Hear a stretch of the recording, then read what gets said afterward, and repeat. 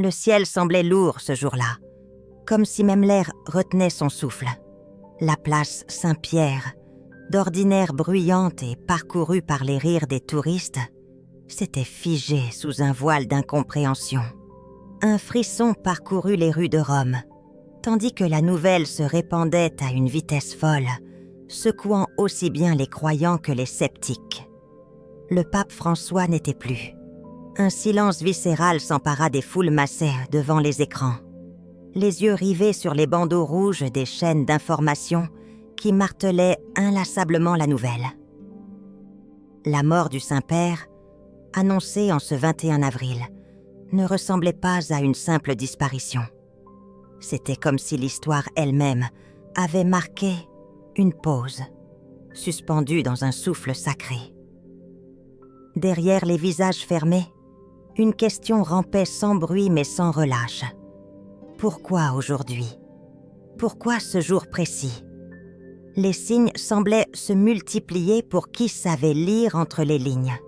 Ce 21 avril, jour où l'on célèbre traditionnellement la fondation de Rome, tombait aussi sur le lundi de Pâques, cette prolongation lumineuse de la résurrection du Christ.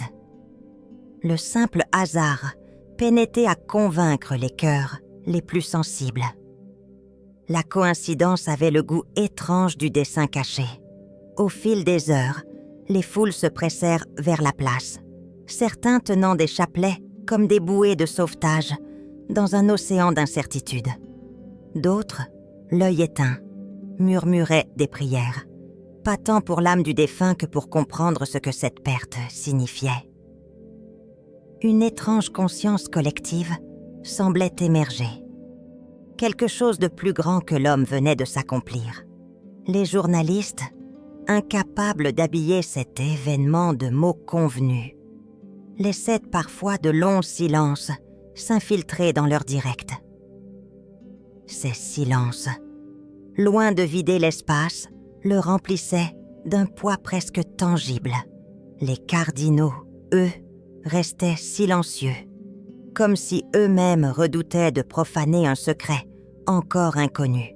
Dans les rues de Buenos Aires, à l'autre bout du monde, des centaines de fidèles se rassemblaient devant la cathédrale métropolitaine. Ils brandissaient des portraits de George Mario Bergoglio, le pape des pauvres, celui qui avait su leur parler sans costume, sans artifice. Dans leurs larmes, il n'y avait pas seulement la tristesse d'un deuil. Il y avait l'inquiétude sourde d'avoir peut-être perdu plus qu'un homme, un symbole. Au Vatican, les cloches sonnèrent sans relâche, répercutant dans le ciel crépusculaire la nouvelle d'une ère qui se fermait. Les pigeons eux-mêmes, d'ordinaire si bavards au sommet des colonnades du Bernin, semblaient s'être tus. Il n'y avait plus de mots, plus de gestes convenus. Juste une attente étrange, presque viscérale, d'une suite que personne ne savait écrire. La planète entière, plongée dans un même souffle suspendu, semblait attendre un signe, un geste du ciel. Car, au fond, tout le monde avait compris. Ce n'était pas une mort ordinaire. C'était un appel, un écho, une fracture invisible dans le tissu même du temps. George Mario Bergoglio n'avait jamais été un pape comme les autres, et il ne l'avait jamais voulu. Avant de porter l'imposante charge du trône de pierre, il avait été ce prêtre simple, presque effacé, que les paroissiens appelaient Padre George, avec l'affection réservée aux membres de la famille. Fils d'immigrés italiens, élevé dans une modeste maison d'Argentine, il avait gardé de son enfance une humilité rugueuse, presque déroutante pour ceux qui croisaient son chemin. Dès son élection en mars 2013, tout chez lui annonçait une rupture. Il refusa de loger dans les somptueux appartements pontificaux, préférant la modeste résidence Sainte-Marthe. Il refusa le luxe, la pompe, les dorures. À chaque geste, il criait silencieusement « Le pouvoir n'est rien sans le service ». Quand il choisit le nom de François, Ce n'était pas un calcul marketing. C'était une déclaration de guerre contre la vanité, contre l'éloignement des élites ecclésiales. Il n'aimait pas les longues phrases alambiquées. Il préférait les gestes.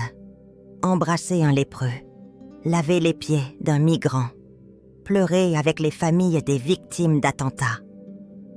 Son langage corporel parlait plus fort que tous les discours du monde.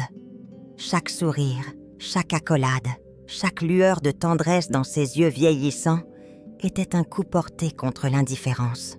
Mais sa simplicité ne fut pas sans provoquer des remous. À mesure qu'il ouvrait l'Église aux blessés de la vie, aux oubliés, aux marginalisés, les lignes de fractures internes devenaient visibles.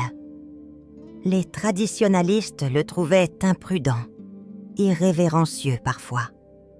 Les progressistes le trouvaient trop timoré, pas assez révolutionnaire. Pris entre deux mondes, il avançait seul, fidèle à son intuition première, revenir à l'évangile nu, dépouillé de ses oripeaux. Ses prises de position, souvent improvisées, bousculaient les dogmes établis.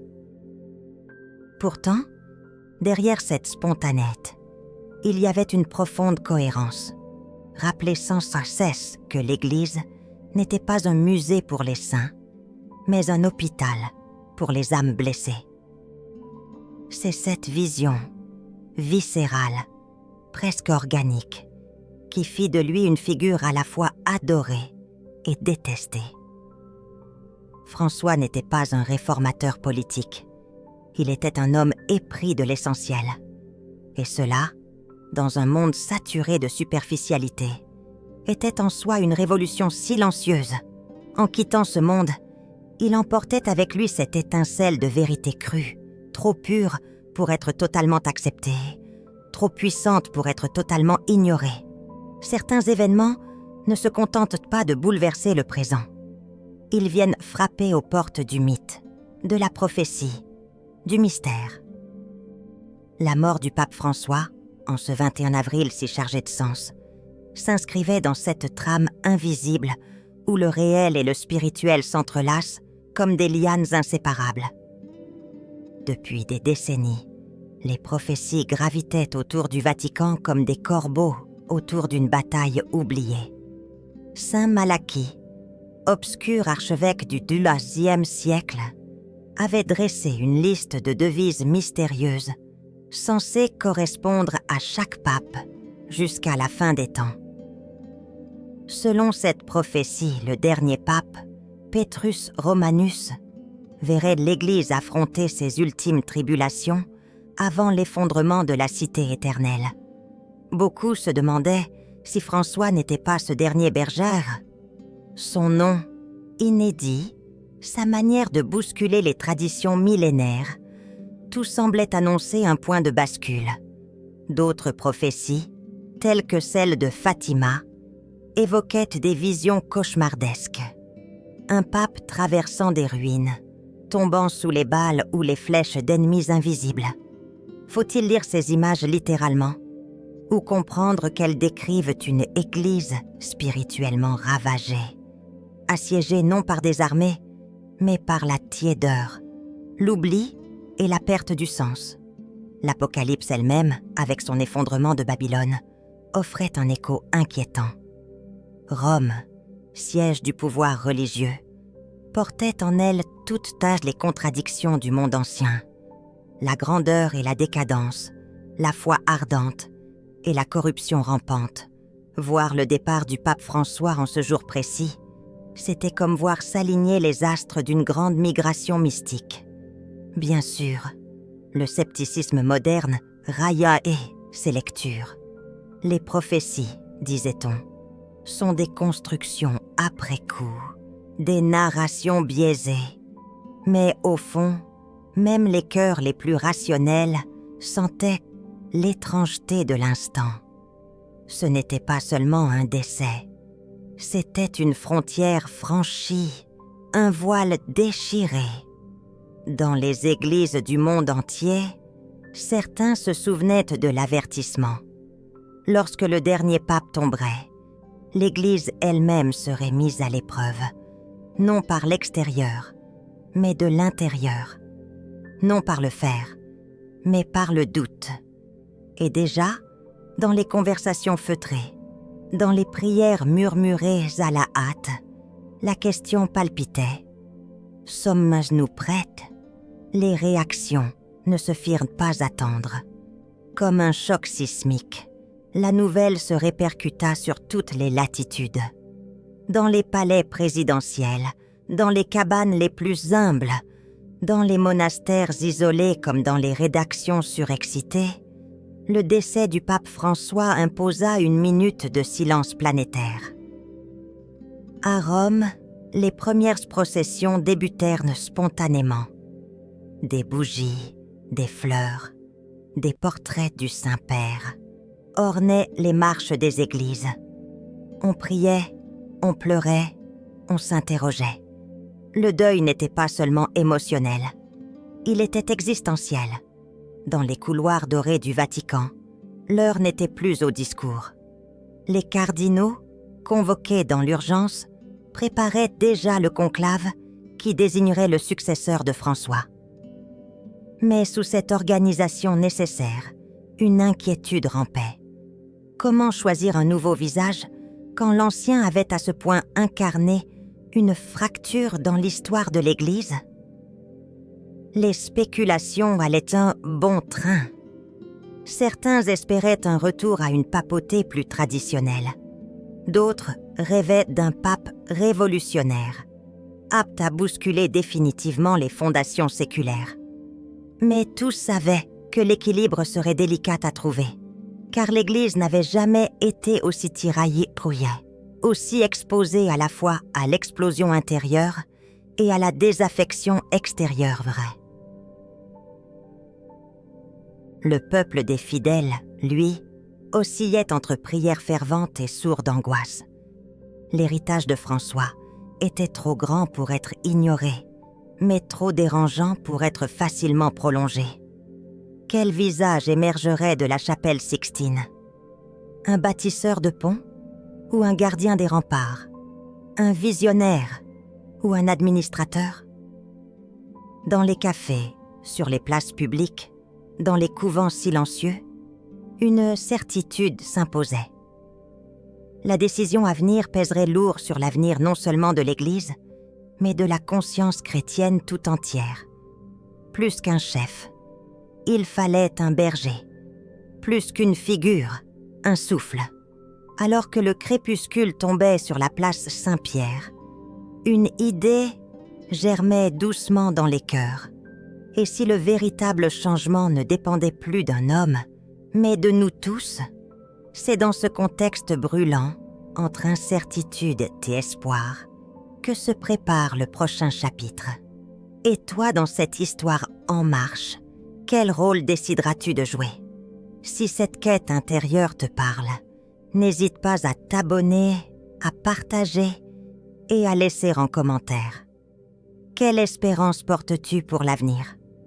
Le moment venu, sous la coupole silencieuse de la chapelle Sixtine, les cardinaux se rassemblèrent, enveloppés d'un poids que même leurs riches vêtements ne pouvaient dissimuler.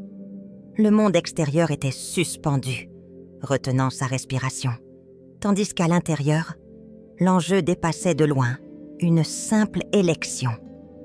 Il s'agissait de choisir la direction spirituelle d'un peuple immense, d'un chemin de foi souvent hésitant entre modernité brûlante et tradition millénaire.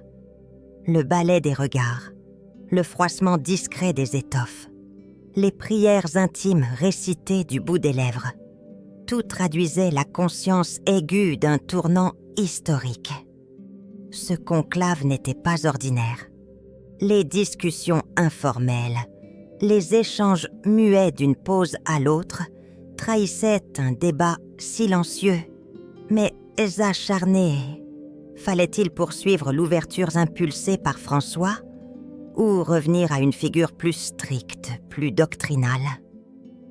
Certains voyaient dans la mondialisation actuelle un appel à une Église plus fluide, ouverte aux différences culturelles, prête à embrasser la pluralité des peuples sans renoncer à ses racines.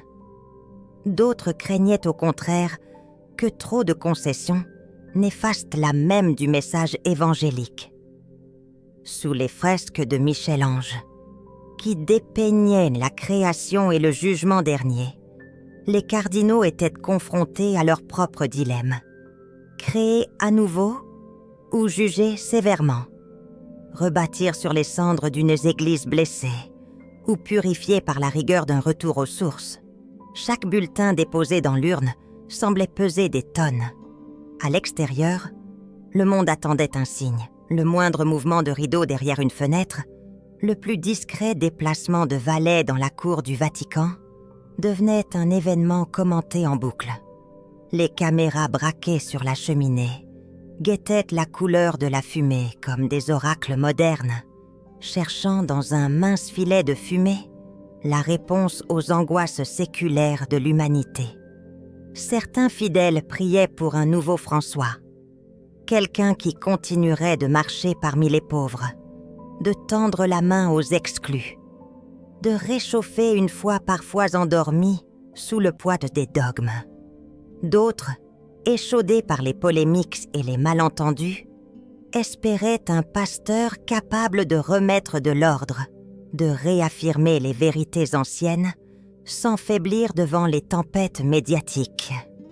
Dans l'ombre des discussions, des figures émergeaient, des hommes de dialogue, des hommes de prière, mais aussi des stratèges, conscients que le choix à venir serait scruté par des milliards de regards critiques et qu'une seule erreur pourrait précipiter l'Église dans une crise ouverte.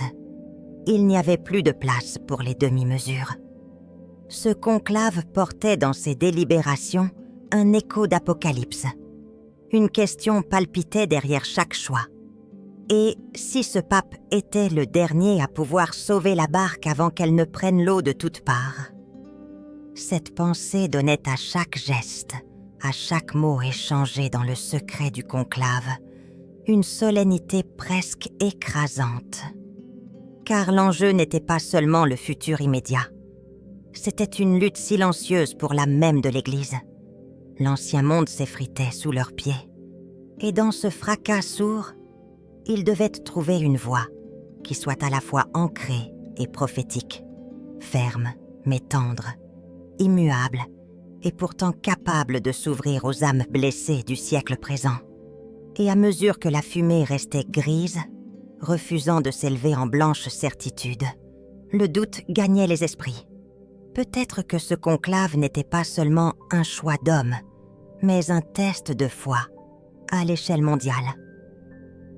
Peut-être qu'avant de choisir un nouveau berger, l'Église devait traverser son propre désert intérieur. À mesure que les heures devenaient des jours, le monde extérieur, d'abord suspendu dans l'attente, commença à ressentir une sorte de vide profond. Ce n'était pas seulement l'absence du pape François, c'était le pressentiment que quelque chose d'irréversible avait été mis en branle. Les conversations devenaient plus graves, les analyses plus intenses, les spéculations plus audacieuses. Dans les cercles religieux, comme dans les cénacles politiques, on débattait sans fin. Allait-on assister à la naissance d'une Église plus vaste, plus humaine, plus réceptive aux diversités, ou bien à l'effritement progressif d'une institution incapable de tenir le choc du XXIe siècle? La simple perspective d'un effacement progressif de la figure papale provoquait une panique froide chez certains, une excitation fébrile chez d'autres. Certains prophètes de malheur voyaient dans ces événements les signes avant-coureurs de la chute définitive d'un pouvoir spirituel usé jusqu'à la corde. D'autres, plus optimistes, y voyaient naître l'aube d'une foi plus intérieure, moins soumise aux structures pyramidales et davantage enracinée dans la simplicité évangélique. Ce débat n'était pas qu'intellectuel. Il se vivait dans les paroisses, dans les communautés, dans le regard des croyants ordinaires. Les plus anciens, fidèles aux rituels, exprimaient leur peur d'un monde sans repères visibles. Les plus jeunes, souvent en quête d'authenticité, saluaient la perspective d'un renouveau débarrassé des lourdeurs bureaucratiques. La mort de François, par la simplicité même de sa vie et de son message, posait cette question brutale. La foi chrétienne a-t-elle encore besoin d'un trône, d'une couronne, d'une hiérarchie terrestre pour survivre? Ou suffit-il désormais de cultiver une foi nue, sans autres intermédiaires que la conscience individuelle et l'amour fraternel? Les grandes institutions s'ébranlent toujours sous le poids de leurs contradictions. Et l'Église catholique n'échappait pas à cette loi d'airain. Chaque scandale, chaque crise de foi, chaque fuite de fidèles constituait une fissure supplémentaire dans les murs séculaires du Vatican. Et pourtant, la simple lumière d'une bougie, la ferveur discrète d'une prière dans une chapelle oubliée, continuaient de prouver que la foi ne meurt pas avec les structures. Elle se transforme, elle renaît, elle se réinvente. Dans cet entre-deux, certains appelaient l'agente de leurs vœux une réforme radicale. Moins d'apparat, plus d'évangile. Moins de dogmes rigides, plus de gestes concrets. Moins de titres pompeux, plus de compagnonnage silencieux avec les pauvres, les souffrants, les oubliés. Mais d'autres, méfiants, redoutaient que dans cet élan de simplification, l'essentiel se dissolve dans une sorte de spiritualité vague, sans racines, sans exigence, sans transcendance. Il rappelait que la foi chrétienne est d'abord un chemin ardu, semé de sacrifices, de fidélité, de combats intérieurs, et non un vague sentiment d'amour universel sans colonne vertébrale. Alors la question restait suspendue, aussi brûlante que la première lueur de l'aube sur les pierres froides de la basilique. Quel avenir pour l'Église? Vers quel rivage voguerait-elle, poussée par le vent de l'histoire et par les souffles invisibles de l'esprit? Dans cette tension, une certitude demeurait. Rien ne serait plus jamais comme avant. La mort de François marquait non seulement la fin d'un règne, mais la fin d'une époque. Un monde s'effondrait peut-être sous nos yeux, mais dans cet effondrement même pouvait germer la possibilité d'une renaissance plus authentique, plus libre, plus fidèle à l'intuition première de l'Évangile. Le véritable enjeu n'était pas la survie d'une institution, mais la capacité des âmes à continuer d'allumer la flamme intérieure, envers et contre tout. Il est des dates qui ne se contentent pas d'orner les livres d'histoire. Elles marquent les âmes. Elles plantent des balises invisibles dans le paysage intérieur de ceux qui les vivent. Le 21 avril est devenu l'une de ces dates.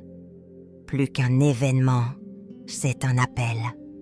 Dans le vacarme étouffé des spéculations et des prophéties, dans le bruissement discret des prières murmurées au détour d'une chapelle, une voix se fait entendre, plus forte que toutes les analyses. Et si c'était à chacun de nous, désormais, de devenir porteur de lumière? L'avenir de la foi n'est peut-être plus suspendu aux épaules d'un seul homme, aussi saint soit-il, mais au souffle intérieur de millions d'âmes anonymes, qui osent croire, qui osent aimer, qui osent espérer. Le vide laissé par François n'est pas un abîme, c'est une invitation à redécouvrir la puissance silencieuse de la foi vécue au quotidien, à être celle de la terre et lumière du monde, non par des discours grandiloquents, mais par la tendresse des gestes invisibles, par la force d'une fidélité patiente, par le courage d'une espérance nue. Si ce message résonne en toi, si tu ressens ce frémissement intérieur, cette petite voix qui te murmure qu'il est temps de t'éveiller pleinement, alors n'attends pas. Abonne-toi pour continuer à marcher ensemble sur ce chemin d'espérance. Partage cette vidéo si elle a touché ton cœur. Et surtout, laisse en commentaire ton propre souffle d'espérance. Car aujourd'hui, plus que jamais, c'est ensemble que nous écrivons la suite de l'histoire.